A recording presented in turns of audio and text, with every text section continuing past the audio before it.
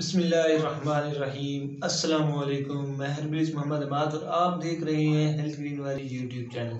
जैसा कि आप सभी लोग जानते हैं कि हमारा टॉपिक ज़ीरा सफ़ेद का चल रहा है, तो आज की इस वीडियो में मैं आप लोगों को जिस बीमारी का इलाज बताने जा रहा हूँ उसमें ये आता है कि अगर आप लोगों को गैस का प्रॉब्लम है या आप लोगों का जी मतलाता है या फिर भूख की कमी है, दस्त का प्रॉब्लम है, तो इंशाल्लाह आज की इस वीडियो में मैं आपको इसका इलाज बताने जा रहा हूँ। बहुत ही उम्दा और मुफीद नुस्खा है। इसका एक एक स्टेप गौर से देखिएगा। मैं जो आपको बताऊंगा इसको गौर से सुनिएगा ताकि आप इसको अच्छे तरीके से रेडी कर सकें और इसे इस्तेमाल करके इससे फ़ायदा उठा सकें।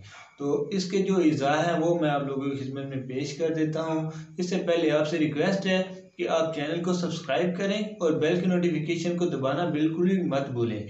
तो बढ़ते हैं आज की इस नुस्खा की जानिब। आपने करना ये है कि आपने ज़ीरा सफ़ेद लेना है 120 ग्राम, सेंधा नमक लेना है 30 ग्राम, जिसे लोहरी नमक के नाम से भी जाना जाता है, और साथ में लेना है आपने काला नमक, वो आपने लेना है 15 ग्राम, और लेमन का रस आपने 120 ग्राम लेना है। तो बनाने की जो तरकीब है इसे गौर से सुनिएगा।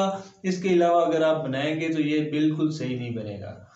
तो आपने करना ये है कि आपने एक चीनी की प्लेट ले लेनी है, उसके अंदर ये तमाम चीज़ें आपने डालनी है, और ऊपर से आपने जो है लेमन का जो रस होगा वो आपने इसके ऊपर डाल देना है और इसको ऊपर से ढाँप देना, और 7 दिन आपने इसे धूप के अंदर रखना है।